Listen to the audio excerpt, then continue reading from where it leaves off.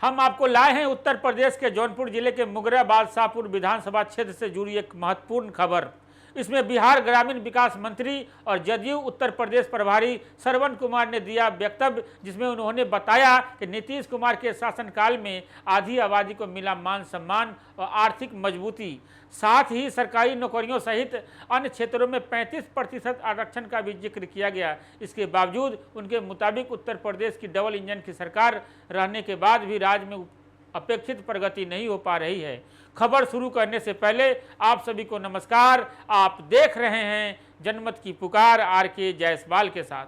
उत्तर प्रदेश के जौनपुर जिले के मुंगरा बादशाहपुर विधानसभा क्षेत्र के रज्जूपुर सरयू देवी इंटर कॉलेज प्रांगण में मुंगरा बादशाहपुर विधानसभा स्तरीय कार्यकर्ता सम्मेलन का आयोजन किया गया। इस कार्यकर्ता सम्मेलन के मंच की अध्यक्षता डॉक्टर विजय चंद्र पटेल ने किया, जबकि मंच का संचालन वीरेंद्र सिंह ने किया। साथ ही इस सम्मेलन में पूर्व सांसद सह राष्ट्रीय महासचिव जनता दल यू धनंजय सिंह, प्रदेश संयोजक जनता दल यू सत्येंद्र पटेल, किसान पार्टी के राष्ट्रीय अध्यक्ष डॉक्टर BL वर्मा, अति पिछड़ा वर्ग प्रकोष्ठ के सदस्य हरिवंश चौहान, जनता दल यू बनारसी मंडल के प्रभारी सुशील पटेल, जौनपुरी जदयू जिला अध्यक्ष राम सहाय पटेल, जौनपुर शाहगंज विधानसभा क्षेत्र के प्रभारी रमेश बिंद, मुंगरा बादशाहपुर विधानसभा प्रभारी राजमणि पटेल, जयदू जिला महासचिव जौनपुर देवीलाल पटेल, जयदू जिला सचिव जौनपुर राजबली यादव सहित बिहार से मोहन राजभर, अभिमन्यु अहिंसा दल के राष्ट्रीय मीडिया संयोजक हरे राम चौधरी, सुशील कश्यप, संतोष पटेल, जयप्रकाश पटेल के अतिरिक्त अन्य कोई गणमान्य लोग उपस्थित थे।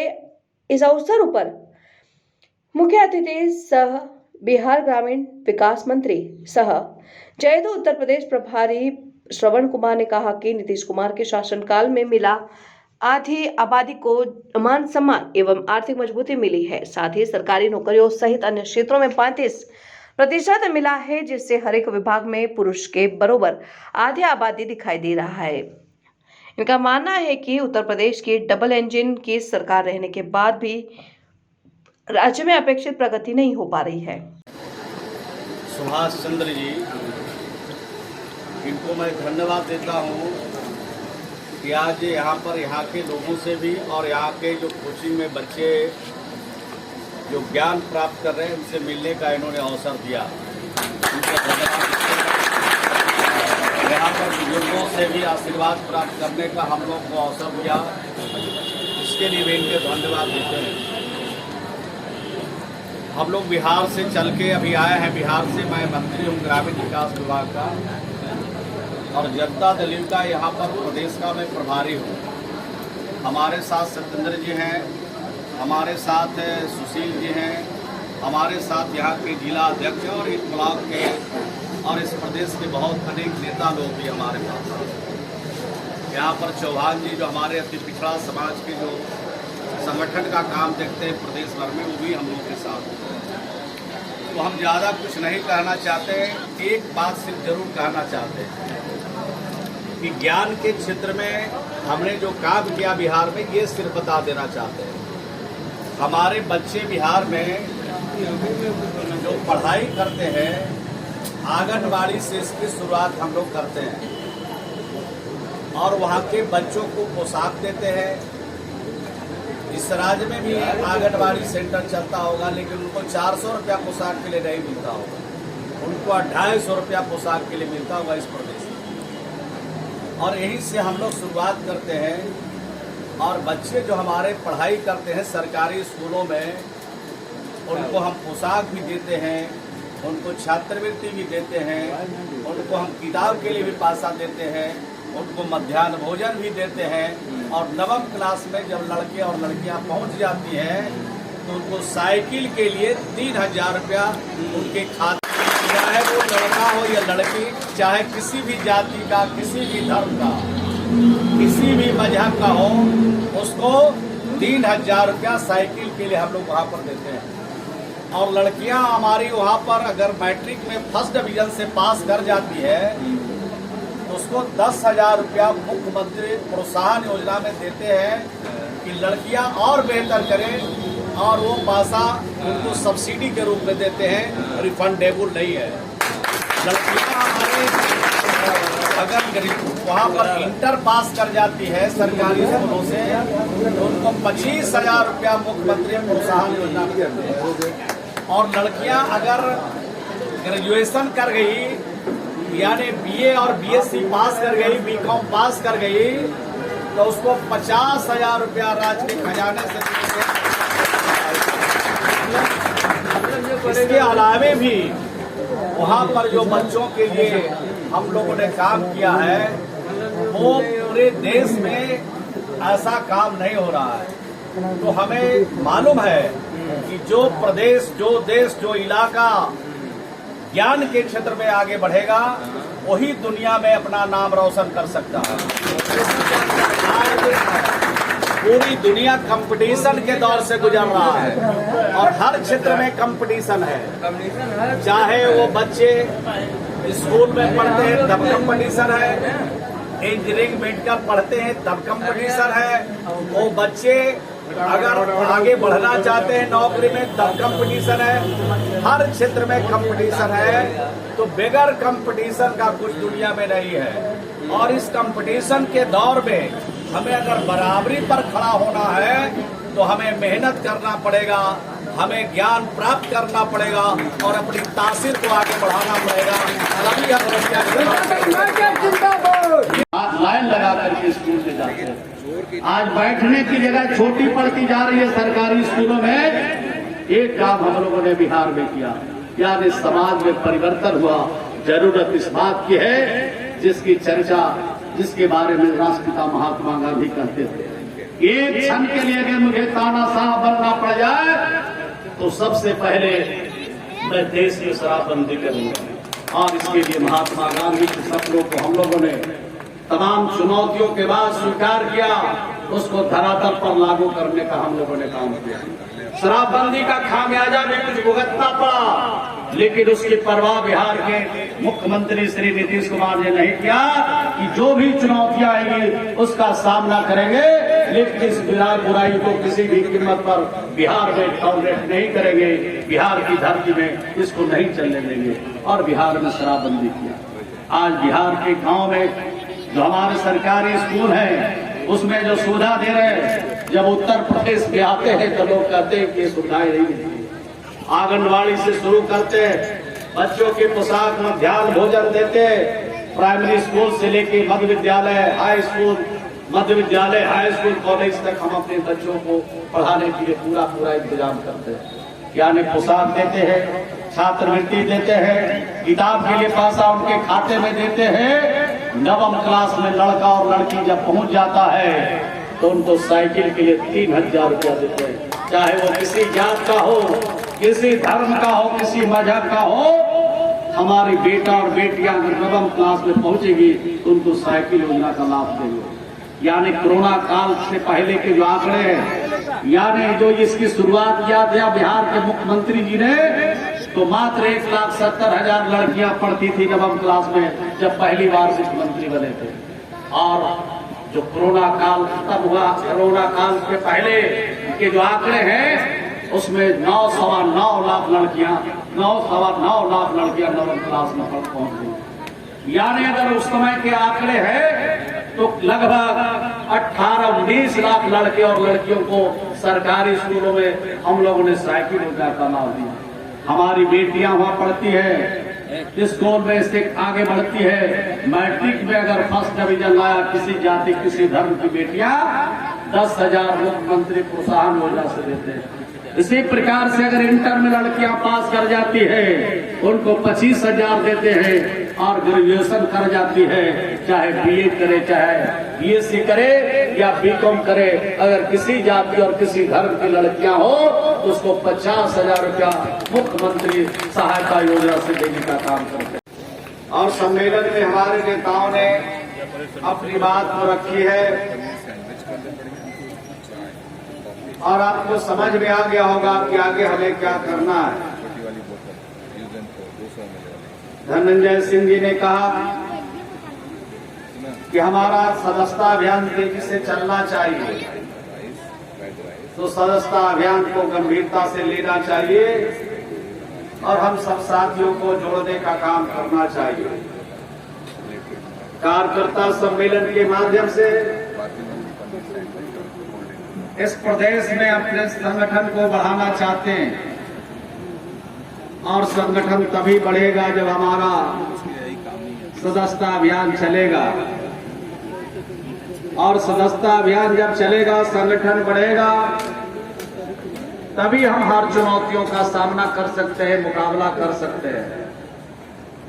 और आज यहाँ पर आने पर और बनारस से चलने के बाद जगह जगह पर जो साथियों ने जोश दिखाया है, संगठन के प्रति समर्पण दिखाया है, मैं समझता हूं कि हम सब लोग मिलकर के उनके सहयोग और समर्थन का अगर इजहार करें, सहयोग और समर्थन को लेकर आगे चले, तो निश्चित रूप से हम उत्तर प्रदेश में अपनी बात मजबूती के साथ रख सकते हैं। और संगठन का दायित्व होता है कि जो काम जनता के हित के लिए है, जो जनता के लिए है, उसको मजबूती से हमें उठाने की जरूरत है। अभी यहाँ पर कॉमरेड सुभाष पटेल जी कह रहे थे, यहाँ पर ट्रांसफार्मर जली हुई है, बिजली नदारत है, बिजली नहीं आ रही है। मैं उसके ऊपर ज्यादा कुछ कहना नहीं चाहता। जिस प्रकार से मनुष्य जो है बिना ऑक्सीजन का जीवित नहीं रह सकता है, लेकिन उसी प्रकार से आज बिजली अगर हमारे घर में नहीं हो, हमारे लिए नहीं हो, तो हमें जीने में बहुत तकलीफ देने का काम होता है। इसलिए बिजली की आवश्यकता है और खास करके अभी जो हमारे किसान हैं, उनके लिए ज्यादा महत्व का विषय है। उनको बिजली मिलना चाहिए, क्योंकि हमारे किसान खेती पर आधारित है और उनको बिजली मुहैया कराना चाहिए। हम भी बिहार से आए हैं, बिहार में हमारी सरकार है, बिहार के मुखिया श्री नीतीश कुमार जी हैं। लगातार हम बिहार के किसानों की चिंता करते हैं और किसानों की चिंता नहीं करते, सिर्फ उनकी सुविधा भी हम बढ़ाने का काम करते हैं। आपको मैं बता दूं कि 48 घंटे के अंदर, अभी तो बिजली की क्राइसिस भी है, लेकिन 48 घंटे के अंदर वहां पर जले 48 और 72 घंटे के अंदर जले हुए ट्रांसफार्मर बिना किसी के पैरवी का, बिना किसी के प्रयास का वहाँ ट्रांसफार्मर बदले जाते हैं। उत्तर प्रदेश और बिहार बहुत दूर नहीं है, आपका आना जाना संपर्क और संबंध भी है, आप पता लगा सकते हैं। तो इस प्रकार का काम हो रहा। अभी हम डॉक्टर विजय जी से पूछ रहे थे कि यहाँ बिजली किसानों को कैसे मिलती है। यहाँ किसान को बिजली मिलती है, उसका दर 7 रुपया से भी अधिक है। 1 यूनिट बिजली खर्चा करेंगे तो 7 रुपया तो उनको बिजली का रेंट देना पड़ता है। लेकिन बिहार है देश में सबसे ज्यादा महंगा बिजली खरीदने वाला राज्य कौन है? उसका नाम बिहार है। यानी कितना में खरीदते हैं हम लोग? 5 रुपया 82 पैसे में बिजली खरीदते हैं। और किसानी कार्य के लिए किसान को कैसे बिजली देते हैं? मात्र 75% यूनिट पर उन्हें बिजली मुहैया कराते हैं। ये बिहार में बिजली की दिशा में काम करते हैं। हम तो हमारे बिहार को से बताना चाहते हैं, हमारे बिहार में शराबबंदी के बाद 11% दूध की बिक्री बिहार में बढ़ी। इसका मतलब यही था कि जिनके घर में पहले शराब जाता था, अब उनके घर में अब शराब नहीं जा रहा है, उनके घर में अब जा रहा है क्या? उनके घर में दूध पहुंच रहा है। 11% दूध की बिक्री बढ़ी है। ये मेरे कोई अपने आंकड़े नहीं है, ये कोई बिहार सरकार के बनावटी आंकड़े नहीं है, ये आंकड़े हैं पूरा। आप नेट पर इस आंकड़े को देख सकते हैं। 16% मिठाई की बिहार में बिक्री बढ़ी जब बिहार में शराबबंदी हुई है, और 16% मिठाई की बिक्री बढ़ी। और जो हमारी महिलाएं घर में सिलाई का काम करती है, 19% बिहार में सिलाई मशीन की बिक्री बढ़ी। ये संकेत देता है कि जो शराब पीते थे उनके घरों में ये 3 चीज नहीं पहुंच रहा था, अब ये शराबबंदी के बाद उनके घरों में ये पहुंचने लगा। यानी परिवार की भी चिंता उनको होने लगी उनके अपने परिवार को आगे कैसे ले जा सकते हैं, उसकी भी चिंता उनके मन में होने लगी। ये सबसे बड़ी बात हुई। और चौथी बात क्या हुई? सबसे चौथी बड़ी बात हुई कि जो हमारे छोटे बच्चे हैं, 11 साल 12 साल जो के बच्चे हमारे हैं, 10 साल 8 साल 6 साल के बच्चे जो रेडीमेड कपड़े पहनते थे, आज 44% रेडीमेड कपड़े की बिहार में बिक्री बढ़ी है। तो आप सोच लीजिए कि आप हमारे जो बच्चे होंगे, अगर ऊपर वाला होता होगा तो नीचे वाला नहीं, अगर नीचे वाला होता होगा तो ऊपर वाला नहीं। हमारे बच्चे इसके अभाव में स्कूल भी नहीं जा पाते थे, स्कूल में पढ़ने के लिए भी नहीं जाते थे। उन बच्चों पर भी परिवार का ध्यान गया। आज हमारा बच्चा रेडीमेड जो कपड़े की बिक्री बढ़ी है बिहार में, वो 44% बिक्री बढ़ी है। मैंने कोई जाति को छोड़ा, न कोई धर्म को छोड़ा, न कोई मजहब को छोड़ा, सभी समुदाय सभी वर्ग को लेकर के उनके घरों में पहुंचाने का काम किया। शुरू में तो लगा था लोगों को कि लगता है कि दलित समाज तक ये सीमित रह जाएगा, लेकिन हमने तो महात्मा गांधी के सपनों को साकार किया। डॉक्टर राम मनोहर लोहिया और सरदार पटेल, लोकनायक जयप्रकाश और जननायक कर्पूरी ठाकुर जी के सपनों को हमने साकार किया। शहर से अच्छा गांव को हम लोगों ने बनाया। और आपको ये भी बता दें कि जब योजना बिहार में शुरू हुई थी तो भाजपा की जिनकी सरकार है, चाहे बिहार में वो चाहे दिल्ली में हो, उनके छोटे से बड़े नेता भाषण करते थे। भाषण करते थकते नहीं थे। क्या कहते थे? कहते थे कि ये पैसा कहाँ से आएगा।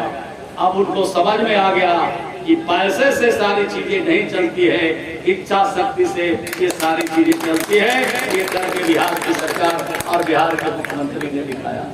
और उस समय 6% लोग को नल का पानी मिलता था बिहार में 2016 से पहले। आज 98% घरों में नल का पानी पहुंचा दिया। ये कौन लोग पीते थे नल का पानी? जो शहरों में रहते थे, जो बड़े लोग थे। ये गरीब लोग नल का पानी नहीं उनको मुबसर होता था। वो पानी क्या पीते थे? जो गरीब लोग हैं वो तालाब और कुएं का पानी, नदी के पानी पी करके अपनी जिंदगी बसर करते थे। उनके लिए हमने इंतजाम किया। जो आप देख सकते हैं, समझ सकते हैं कि हमने हमारा जो मॉडल है, वो मॉडल की जब चर्चा होती है, जब दूसरे प्रदेशों में मैं जाता हूँ, उत्तर प्रदेश के इलाके में भी जाता हूँ, दूसरे प्रदेश में जाने का मौका मिलता है, तो हमारे मॉडल को हर लोग पसंद करते हैं। कौन सा ऐसा परिवार होगा, कौन सा ऐसा गांव होगा, कौन सा ऐसा जाति होगा, कौन सा ऐसा धर्म होगा जिसको पानी नहीं चाहिए? पानी हर व्यक्ति को चाहिए और शुद्ध पानी चाहिए। ये हर लोग को चाहिए। आजादी कितने दिनों बाद तक अगर हर व्यक्ति को नल का पानी नहीं मिला है तो हमारा आजादी का सही मकसद समझ में आता है कि आजादी का मतलब ये नहीं कि हमको पानी भी नहीं मिल पाए। ये बात मैं कहना चाहता हूँ। जो अभी मौसम का मिजाज ठीक नहीं है, बारिश नहीं हो रही है, खेती का काम में विलम्ब हो रहा है, उसके लिए बिहार की सरकार ने डीजल अनुदान भी किसानों को देती है। यानी 1 लीटर आप डीजल किसान हमारे खरीदते हैं तो 80 रुपया उस पर हम सब्सिडी किसानों को देते हैं, ताकि अपनी खेती का काम कर सके, अपना काम ठीक से कर सके।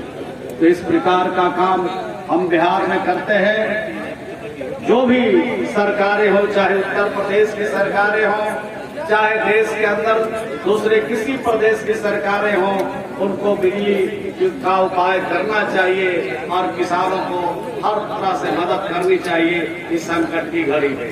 तो इस प्रकार का हम लोग काम करते हैं। हम तो ज्यादा देर आपके बीच में कोई बात नहीं रखना चाहते, सिर्फ 2 बात बता करके अपनी बात को मैं समाप्त करना चाहता हूँ। एक तो बिजली के बारे में बताया, दूसरी बात बताना चाहते कि हमारे यहाँ जो काम होता है कोई जाति देख करके काम नहीं होता, कोई धर्म देख करके काम नहीं होता है, कोई मजहब देख करके काम नहीं होता है। जो हम लोग काम करते हैं वो राज्य के हित में करते हैं, देश के हित में करते हैं। न किसी जाति को छोड़ते हैं और न किसी धर्म को छोड़ते हैं। सभी जाति को सम्मान देने का काम, उनके हक के हिफाजत का काम, उनके अधिकार पर जो काम होना चाहिए अधिकार के लिए, उनका काम भी हम लोग करते हैं। हमने एक योजना का नाम सिर्फ आपसे शेयर करना चाहते, बताना चाहते, यानी बिहार में एक 7 निश्चय योजना हमने शुरू किया है और उस 7 योजना के जरिए हर घर में नल का पानी पहुंचाने का हमने काम किया। और ये नल का जल का पानी कहां से शुरू किया हम लोगों ने? जिस पंचायत में सबसे ज्यादा दलितों की आबादी है, गरीबों की आबादी, उस पंचायत से इसको हम लोगों ने शुरू किया, पंचायत के बाढ़ से। तो 35 लड़कियों को हम बहाल करते हैं, 100 दरोगा बहाल करते हैं बिहार में, तो 35 लड़कियां बहाल होती है।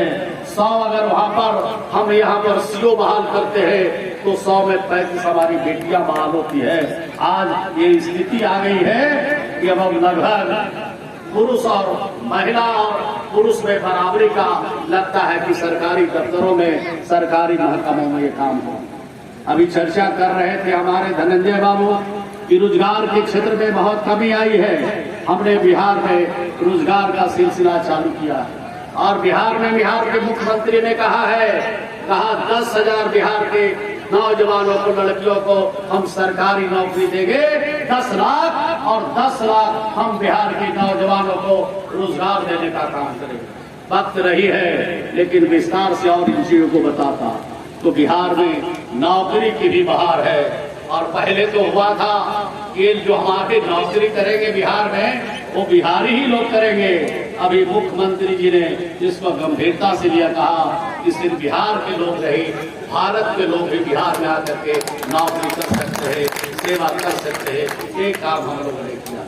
तो हम तो हर क्षेत्र में काम कर रहे हैं। अगर ये मॉडल बिहार के जैसा नौजवानों को अगर हर क्षेत्र में नौकरी मिलना शुरू हो जाए, रोजगार मिलना शुरू हो जाए, तो इस प्रकार से हमारे जो युवा हैं, जिसके अंदर प्रतिभा है, जिसके अंदर तासीर है, अपनी प्रतिभा को फैला करके अपना भी भरण पोषण कर सकता है और परिवार को भी चला सकता है। ये काम आपको मैं बताना चाहता हूँ। अंत में आपसे यही कहना चाहते हैं कि हमारी पार्टी को थोड़ा आप मदद कीजिए, हमारी पार्टी को सहयोग कीजिए। आप सहयोग कीजिएगा तो जो संविधान खतरे में है, जो आज जाति आधारित जनगणना पर भाजपा के लोग बोलते कुछ है, करते कुछ है, और जो गरीबों का हक मारने का काम ये भारतीय जनता पार्टी की सरकार केंद्र से लेकर राज्यों में कर रही है, उससे हम लड़ने का काम करेंगे। हमको आवाज उठाया और सहयोग चाहिए, समर्थन चाहिए। बिहार में तो पूरा सहयोग, पूरा समर्थन मिल रहा है। और अभी जब धनंजय सिंह कह रहे थे कि जहां से भी हमारी पार्टी के गठबंधन के हमारे उम्मीदवार यहाँ से रहेंगे, जीत करके जाएंगे, ये आपका सपना अगर सच हो गया तो आने वाले दिनों में बिहार का जो मॉडल है दिल्ली से लागू होगा और बिहार जैसा हर किसान मजदूर, हर गरीब नौजवानों को हाथ में काम होगा। एक खाना चाहते हैं। और 2016 से जब इसकी शुरुआत किया हमने, तो 2016 में 3 बार, 2017 में 3 बार, 2018 में 3 बार, 2019 में 3 बार, 2020 में 3 बार, यानी जितने बार बचे हुए थे सब पर हम लोगों ने, सब में नल का जल पहुंचाया। लेकिन जो गरीब लोग थे, जिसके बारे में चिंता राष्ट्रपिता महात्मा गांधी करते थे, जिसके बारे में हमारे डॉक्टर भीमराव अम्बेडकर, डॉक्टर मनोहर लोहिया, सरदार पटेल चिंता करते थे कि जो अंतिम कतार में व्यक्ति खड़ा है, अंतिम कतार में जो परिवार खड़ा है, उसको सबसे पहले हम सुविधा जब देंगे तभी हम भारत का जो हमारी आजादी मिली है, ये हमारा सपना साकार होगा। उसी सपनों को साकार करने में हमारे बिहार की सरकार और बिहार के मुख्यमंत्री जी ने जब योजना बनाई 7 किस्तें, तो सबसे पहले गरीबों के घर में, दलितों के घर में, वहीं से हम लोगों ने इसकी शुरुआत किया। देश का पहला राज्य है बिहार, जहाँ 98% घरों में नल का पानी हमने पहुंचाया। अभी देश चलाने वाले जो लोग हैं, जो देश के प्रधानमंत्री हैं, उनको भी कहना पड़ा कि ये योजना हम पूरे देश में लागू करना चाहते हैं, हर घर में नल का जल पहुंचाना चाहते हैं। आखिर नल की जरूरत, नल का जल की आवश्यकता क्यों पड़ी थी? आज नल का जल की आवश्यकता इसलिए पड़ी कि बिहार में पानी में फ्लोराइड है, आर्सेनिक है, लो पाया जाता है। पानी में अनेक प्रकार के जीवाणु पैदा होते हैं जो मनुष्य के शरीर के अंदर जब जाता है तो अनेक प्रकार की बीमारियों का शिकार होना पड़ता है। और जिस दिन मनुष्य नल का जल का पानी पीना शुरू कर देगा उस दिन बड़ी बीमारियों से उसकी मुक्ति मिलेगी। जितना हम बिहार में दवाई पर खर्चा करते थे उतना ही पैसा तो हमने नल और जल पर खर्चा किया और बिहार के लोगों को बड़ी बीमारियों से मुक्ति दिलाने का काम किया।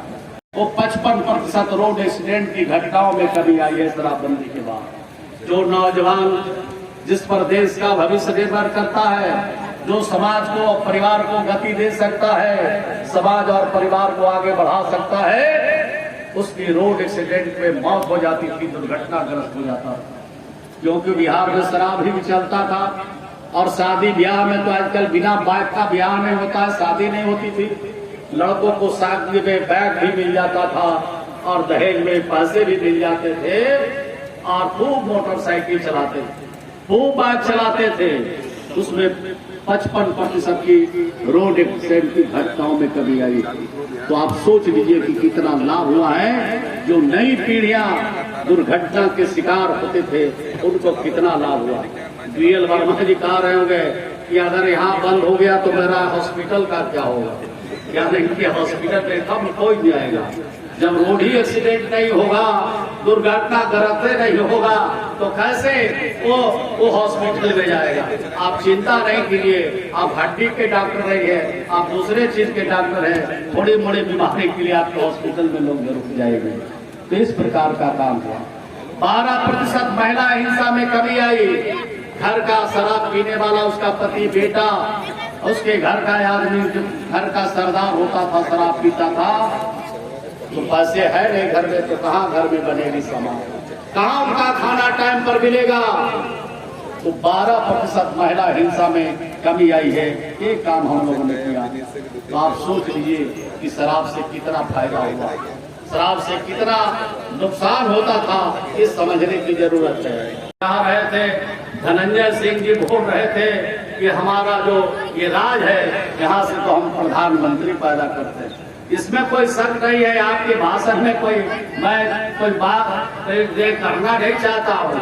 मैं आपको ये बात बताना भी चाहता हूँ कि आप ये प्रदेश से 10-10 यहाँ से देश के प्रधानमंत्री बने हैं, तब भी अभी गांव के ट्रांसफार्मर के लिए हमारे नेता संघर्ष करने के लिए लगे हैं कि हमारा अगर बिहार का एक भी प्रधानमंत्री हुआ होता तो आज उनको ट्रांसफार्मर के लिए आज देश में कहीं रोने की जरूरत नहीं। नीतियां ऐसी बननी चाहिए, कानून ऐसा बनना चाहिए। लंबा भाषण अगर करेंगे तो और लोग चले जाएंगे। जो हम लोगों ने बिहार में काम किया है, कानून का राज स्थापित किया है, हर लोगों के लिए कानून बनाया है, हर बिरादरी हर लोगों के लिए, गरीब के लिए, अमीर के लिए, सबके लिए कानून बनाया है और कहा उनको न्याय देने का हम काम करते हैं। तो हर प्रकार से हम बिहार में आगे बढ़ रहे हैं और भी चाहते हैं कि देश उसी रास्ते से और लोगों की खिदमत करने का मौका मिले तो और भी बेहतर प्रबंधन हम लोग कर सकते हैं। आपसे मैं कहना चाहता हूँ अंतिम बात, ताकि अपनी बात को समाप्त करता हूँ। फिर जादूगंज जी का कुछ सुनिएगा और फिर जो कलाकार बैठे हैं उनका भी कुछ गीत सुन के जाइएगा। एक अंतिम बात जो बिहार में हम लोगों ने किया है, बिहार में हम लोगों ने शराबबंदी किया। मर्द लोग तो थोड़ा नाराज होंगे, यहाँ महिलाएं बैठी है बहुत खुश होंगे। बिहार में सबसे ज्यादा प्रताड़ना का शिकार कौन होता था? महिलाएं होती थी। महिला हिंसा में 12% की कमी आई है। जो उपलब्धि हुई है वही मैं बताना चाहता हूँ। अखबार और मीडिया में तो बातें चलती रहती है, यहाँ ट्रक पकड़ा गया, यहाँ लोग पकड़े गए, यहाँ शराब से मौत हुई है। लेकिन शराब से मौत अगर हुई है तो उत्तर प्रदेश से ज्यादा बिहार में शराब से मौत नहीं हुए। उत्तर प्रदेश अभी सबसे ज्यादा और गुजरात सबसे ज्यादा शराब से मौत करने वाला राज्य है। अगर आपने हमारा अभी तक चैनल सब्सक्राइब नहीं किया है तो कृपया चैनल सब्सक्राइब कर लें, लाइक करें, शेयर करें, कमेंट करें। तो मिलते हैं फिर किसी और खबरों के साथ। नमस्कार।